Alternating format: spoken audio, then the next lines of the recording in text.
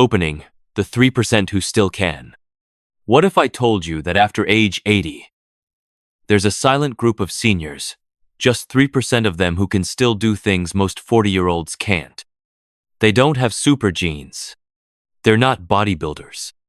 But they've mastered something much rarer. The art of staying alive while growing older. One morning, I watched an 84-year-old man tie his shoes without holding on to anything.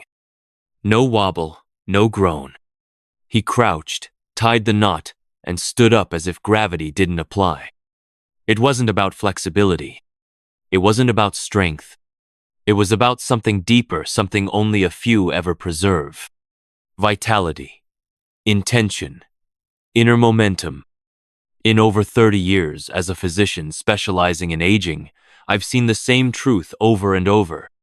It's not your age that defines your health. It's what you're still able and willing to do with it.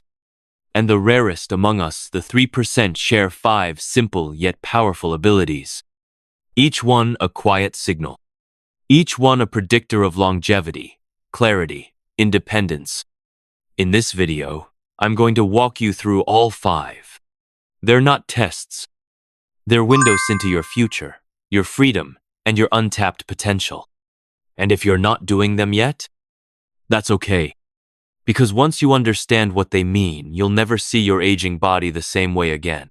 So stay with me. Because this isn't about perfection, it's about progress. And whether you're 60, 80, or beyond, you might just discover that the strongest part of you hasn't retired yet. Let's begin where aging often shows itself first. In your legs.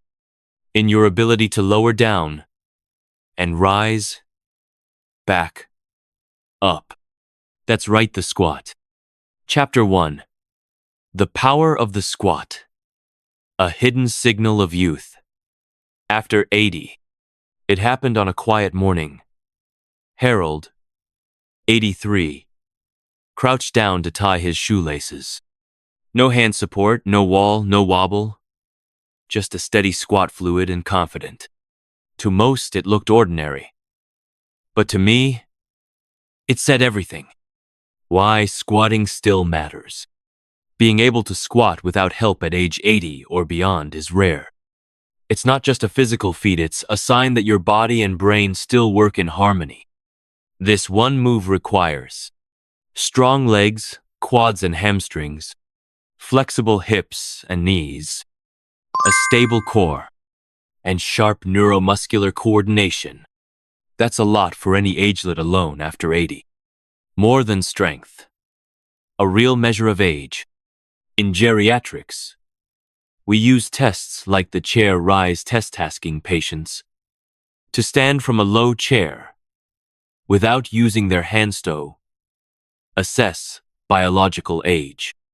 It predicts independence, fall risk, even life expectancy. But a proper squat? That's the ultimate upgrade.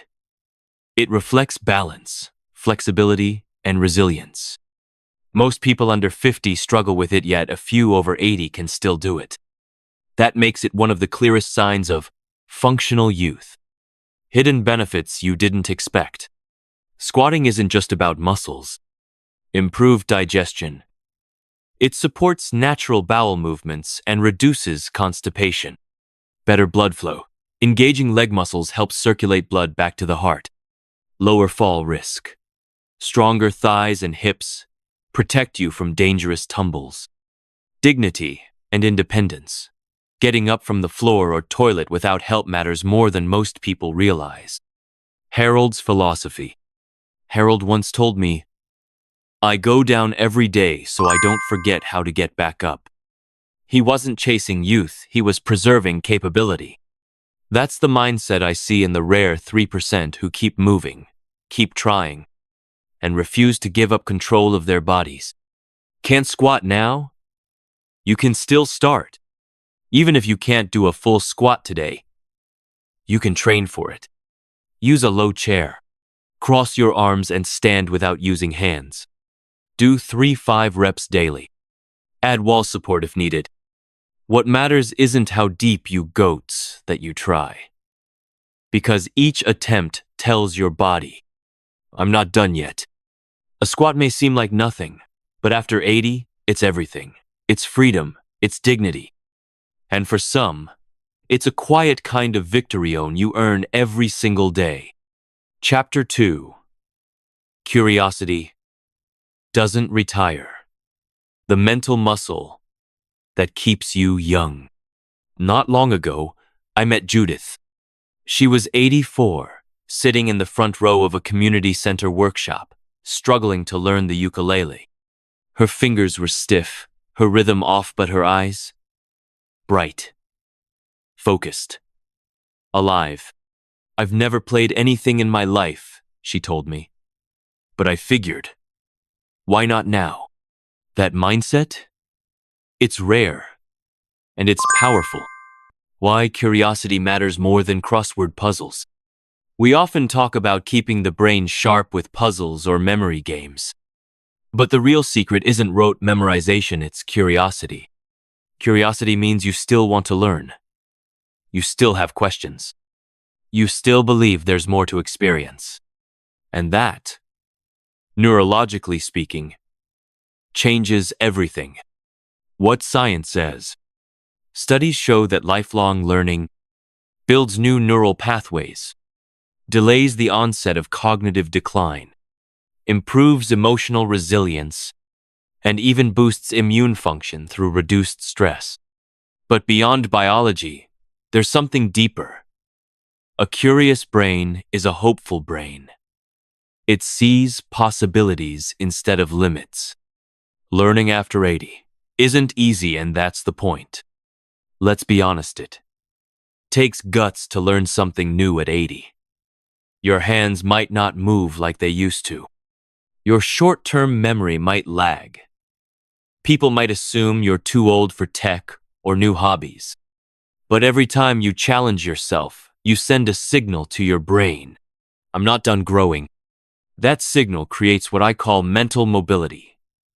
The ability to adapt, stay engaged, and maintain a sense of progress even in your 8th or 9th decade. The Judith effect. After 6 weeks of practice, Judith strummed a shaky but sweet little song for the group. The entire room smiled. And she smiled the most. It made me feel 40 again, she whispered. That's not nostalgia. That's neurochemistry. Learning lights up parts of the brain that haven't fired in years. It releases dopamine at the brain's reward signal and reinforces confidence.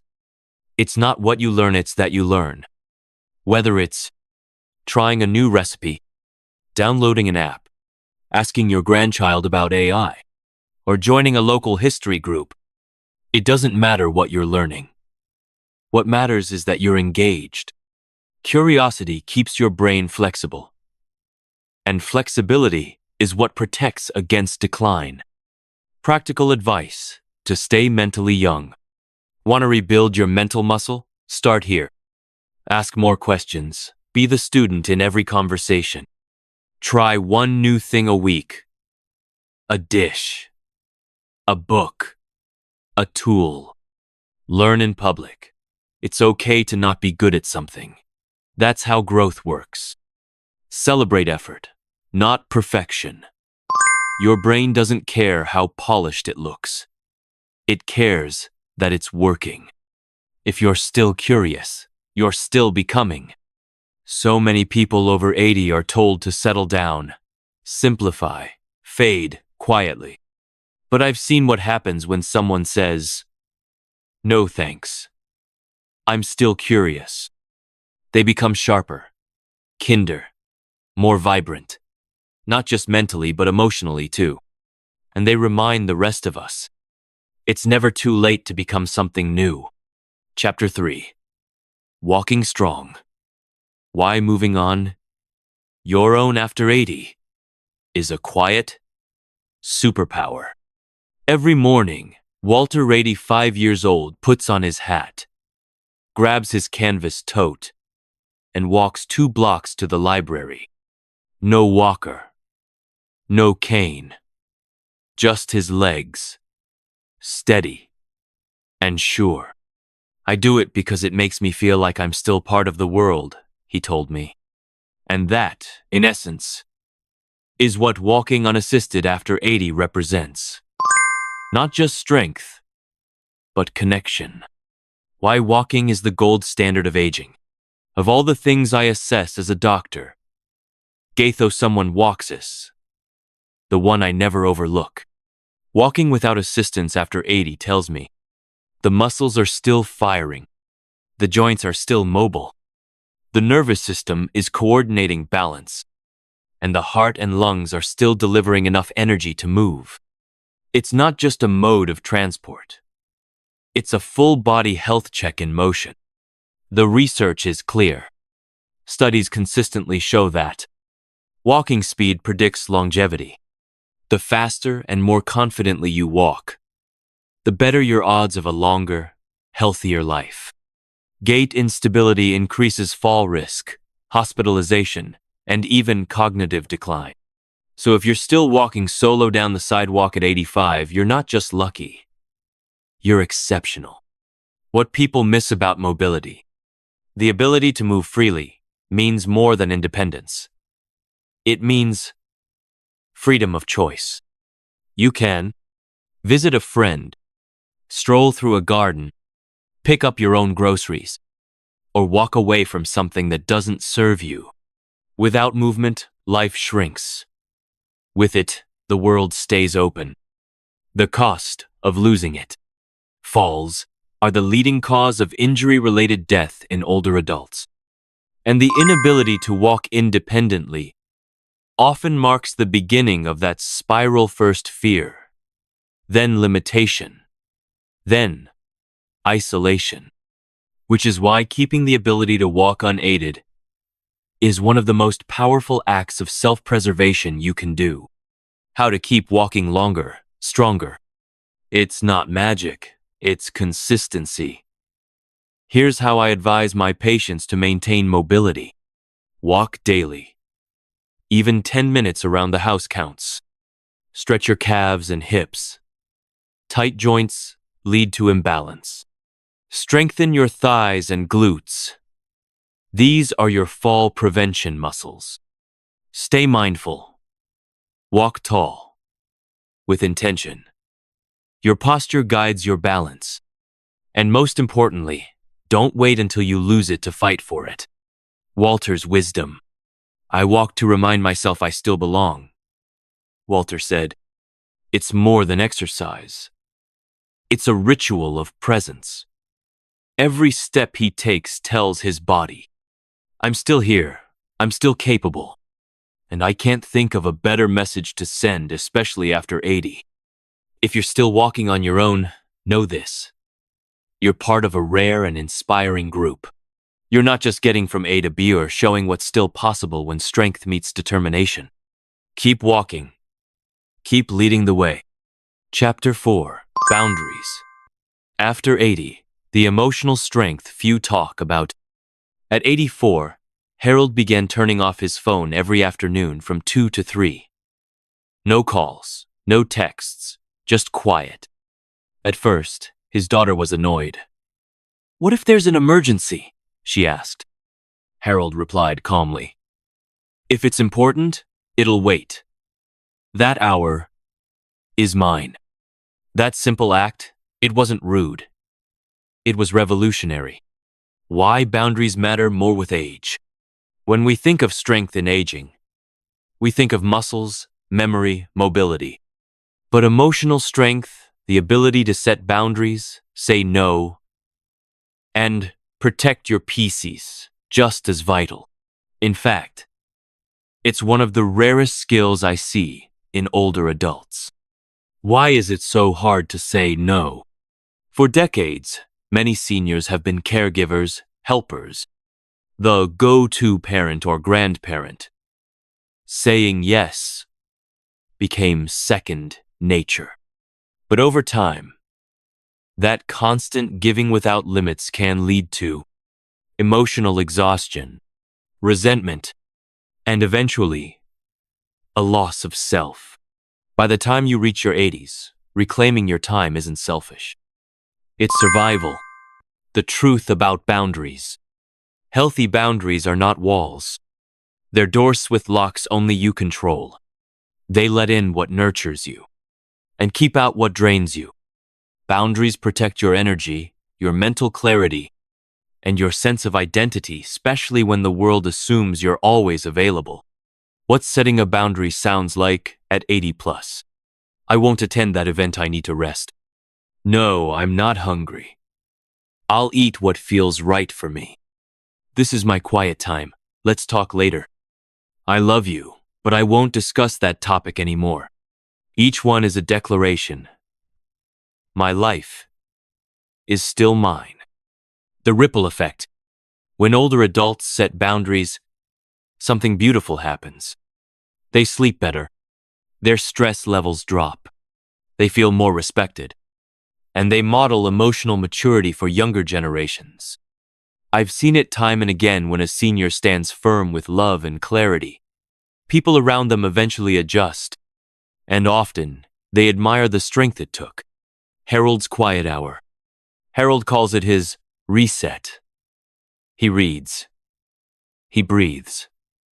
Sometimes he just sits in stillness. At first, his family didn't understand. But over time, they began to respect it and even protect it. Because healthy boundaries don't just serve you. They teach others how to treat you. How to start setting boundaries even if it feels uncomfortable. Start small. Protect 15 minutes a day just for you. Be honest, not apologetic. You don't owe anyone an explanation for taking care of yourself. Be consistent. The more you honor your boundary, the more others will, too. Listen to your body. Fatigue, stress, or resentment are often signs your limits have been crossed. You still get to choose. Even in your 80s or 90s, your time, energy, and attention are sacred. You've earned the right to protect them. So say yes to what fills you. Say no to what depletes you. That's not just healthy. That's heroic. Chapter 5. Still becoming. Why growth doesn't end at 80. Margaret was 82 when she learned to use a tablet. Not just for calls, but for painting, reading blogs, joining video classes. I thought I was too old, she laughed. But it turns out my brain just needed a reason. That line stuck with me.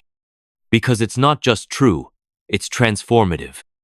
Growth isn't a phase, it's a lifelong pattern.